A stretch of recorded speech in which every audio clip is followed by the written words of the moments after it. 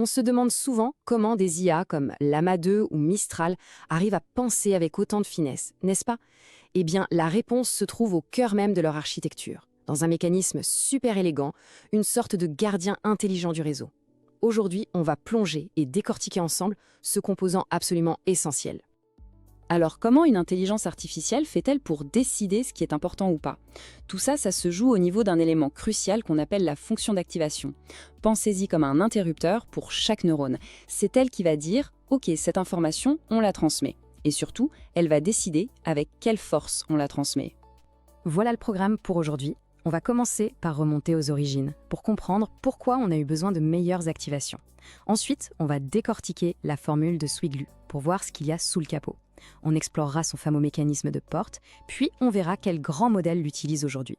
Et pour finir, on parlera des défis et de l'avenir de ces technologies. C'est parti! Allez, on commence par le début. Pour bien comprendre l'intérêt de Swiglu, il faut d'abord saisir le problème que les chercheurs essayaient de résoudre. Au début, on avait des fonctions d'activation assez basiques. La plus connue, c'est ReLU. Son fonctionnement est ultra simple. C'est un interrupteur on-off. Soit le courant passe, soit il ne passe pas du tout. C'est efficace, c'est rapide, mais c'est un peu brutal, un peu tout ou rien. Le problème, c'est que les IA modernes, elles, ont besoin de plus de nuances. Il leur faut un genre de variateur de lumière, pas juste un interrupteur. Un filtre intelligent qui peut dire « Ok, cette info est un peu importante, on la laisse passer, mais on baisse le volume, au lieu de juste la bloquer. » Et c'est là que l'idée de génie est arrivée. Les Gated Linear Units, ou GLU. Le concept est à la fois simple et brillant.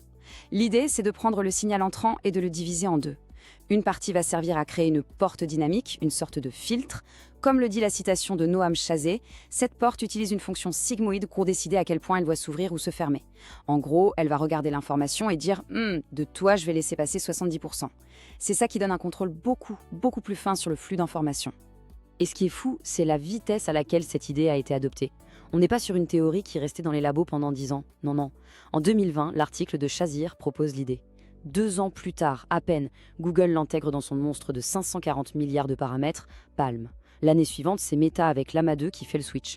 En l'espace de quelques années, c'est devenu un standard de l'industrie.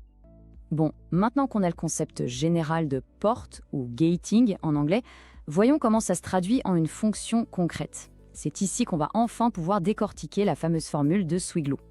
Swiglu, le nom peut faire un peu peur, mais en fait, il nous dit tout. Ça veut dire Sigmoid Weighted Linear Unit. Bon, en gros, c'est une version améliorée du concept GLU qu'on vient de voir.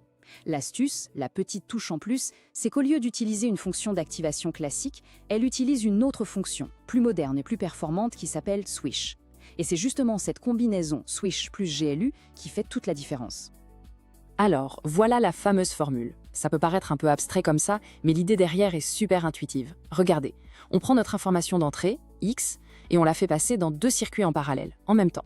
Le premier circuit, Swish XW, c'est lui qui va traiter l'information, le contenu. Le deuxième, XV, il ne s'occupe pas du contenu. Son seul boulot, c'est de créer la porte, le filtre. Et à la fin, qu'est-ce qu'on fait?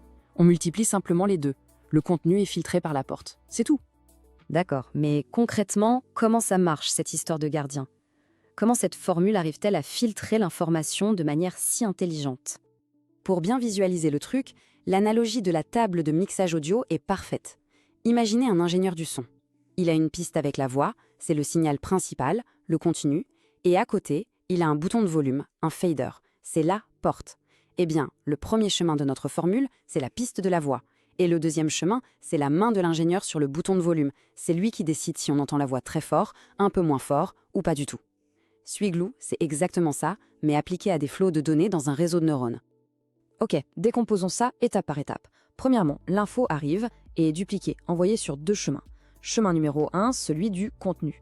L'info passe dans la fonction switch, qui la prépare, la met en forme. En parallèle, sur le chemin numéro 2, celui de la porte, la même info de départ est utilisée pour calculer un score, une valeur entre 0 et 1. 0, ça veut dire porte fermée, 1, porte grande ouverte. Et à la fin, on multiplie les deux. Si la porte est à 0.8, 80% du contenu passe. Si elle est à 0.1, seulement 10% passe. Le plus fort dans tout ça, c'est que le réseau apprend tout seul, pendant l'entraînement, à régler ce bouton de volume pour chaque situation. C'est ça qui le rend si puissant.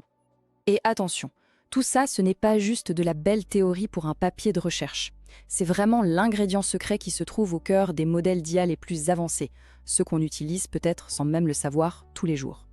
La liste est impressionnante. Palm de Google, Llama 2 de Meta, Mistral 7B, GPT Neo X et des dizaines d'autres modèles que l'on trouve sur des plateformes comme Hugging Face. Tous ces grands noms ont fait le choix de SweetGLU. C'est devenu, en quelque sorte, la norme, le choix par défaut quand on veut construire un transformer performant aujourd'hui. C'est même écrit noir sur blanc dans les publications scientifiques. L'équipe de Llama 2, par exemple, le dit très clairement dans son papier de recherche. On a remplacé ReLU par SweetGLU. Ils le présentent comme une des améliorations clés de leur modèle.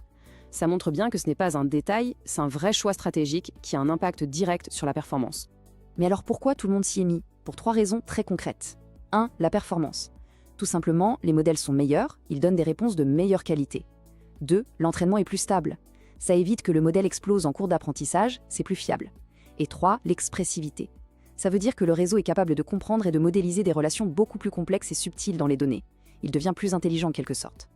Bon, ça a l'air magique, mais vous vous en doutez, en ingénierie, il n'y a jamais de repas gratuit. Cette performance améliorée, elle a un pont. Le compromis, il est assez simple à comprendre. Puisqu'on divise le signal en 2 chemins parallèles, on a besoin de plus de câblage, donc plus de paramètres à entraîner. Qui dit plus de paramètres, dit plus de calculs à chaque étape.